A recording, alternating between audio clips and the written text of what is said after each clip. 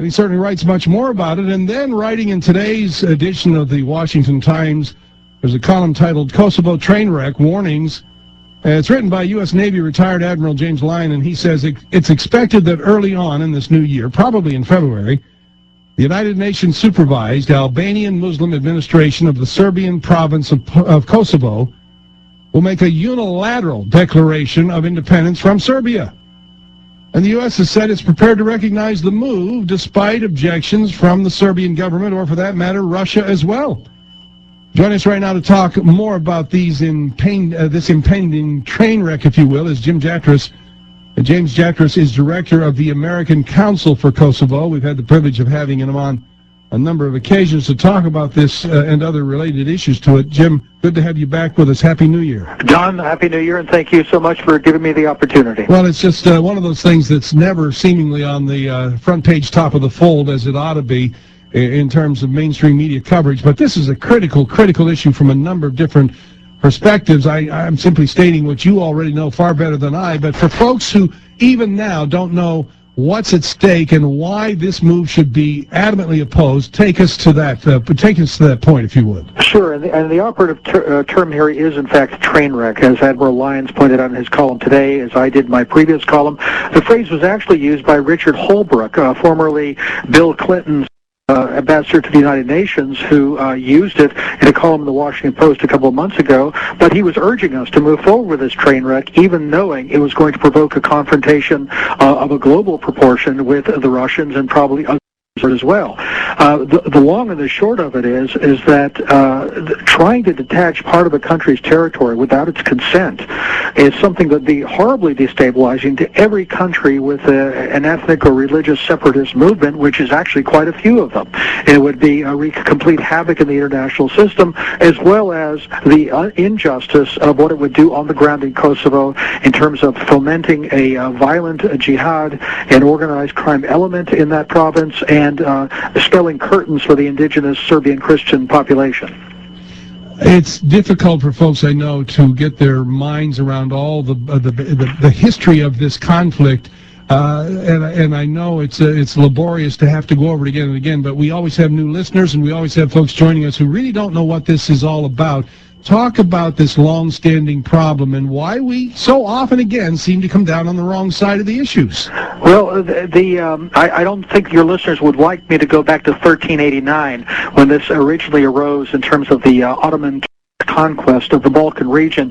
Suffice it to say that in 1999, the Clinton administration unleashed an illegal war in Kosovo, by the way, one that was even voted down in the U.S. Congress, but nonetheless was undertaken anyway, on the pretext that there was an ethnic cleansing, a genocide being committed against the Albanian Muslim population there, rather than what it was, a response to a very vicious terrorist campaign by the so-called Kosovo Liberation Army. Unfortunately, since that time, under the UN's and NATO's watch, Kosovo has been occupied by the outside powers, and the Albanian Muslims, under the leadership of this terrorist organization, the Kosovo Liberation Army, has been given virtually free rein there. Now, some of the outside powers, starting unfortunately with our country, the United States, wants to compound this error by giving Kosovo its independence against Serbia's wishes and creating what everybody should understand will be a rogue terrorist failed state,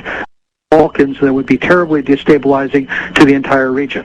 And again, it would simply expand the radical Islamist influence that's already present throughout the region and predominant in such places, am I right, as Albania and elsewhere? That's right, and also in Bosnia, and which was where our intervention in the Balkans started. And let's not pretend it's not going to hit us here at home. Let's remember that 4 of the 6 defendants Fort Dix terror plot that we heard about earlier this year were Albanian Muslims from the Kosovo region who have been the beneficiaries of this policy, and far from showing the kind of gratitude that some of our policymakers suggested that they would repay us with this kind of terrorist plot. It's like the point that Admiral Lyons made in his column today. How much gratitude have we gotten from Iraq, for example, for getting rid of their archenemy Saddam Hussein? And again, the waters, of course, back during the NATO-led invasion, which is an oxymoron in terms of NATO's purpose, as far as I'm concerned. but its invasion with U.S.-led leadership, as you've indicated under Mr. Clinton, the whole issue was muddied by arguing that Slobodan Milosevic was such a heinous man that that we had to do something about him. Yes, that's right, and that's part of the justification given today with respect to Kosovo independence, saying, well, how can you expect the Albanians to live in the same country as the Serbs, given what they suffered? And aside from how that was portrayed propagandistically and I think woefully inaccurately, nobody would make the same argument, for example, with respect to the Kurds in Iraq, who obviously suffered far, far worse under Saddam Hussein, but nobody says, well, let's give them their independence and never mind what the repercussions will be in the region, how destabilizing it will be, how it will cause war in other states. People look at the geopolitical realities and the moral realities and say, wait a minute, this would be a bad move. But they're not doing that on Kosovo, where unfortunately the Bush administration has continued verbatim the Clinton administration's policy. Let's take a quick call. I believe it's Boba, is it, in Ottawa, Canada, who is obviously listening online. And thank you for joining us. Do you have a question? Good evening, Don, and good evening, Mr. Jatras. Why would the United States support Albanian jihadists and terrorists against the Christian Serbs and go against its own foreign policy that has war against terror at its core? I alluded to earlier, as stated by, for example, Chairman of the Foreign Affairs Committee, Tom Lantos, who, by the way, today announced that he was retiring, is that some people in our government believe they can cultivate the goodwill among jihadists across the globe by being able to say, see, we're supporting Muslims here in Kosovo. So I think that's one justification, and one that obviously makes no sense to anybody who's familiar with jihad ideology. I think part of it is, too, that some of the officials at the State Department cut their eye teeth in the Balkans under the leadership of Mr. Holbrooke and former Secretary Albright, and for them this has become a personal matter that they need to vindicate the policies that they have been pursuing for the last decade by reaching the final step and letting the final shoe drop, which would be independence for Kosovo. Do you have a follow-up to that, Boba? Well, I would just, I'm curious, how do we get rabbis and other Christians in the United States to listen to the Serbian pleas for help against Albanian terror? Because it's a terrorism there, and...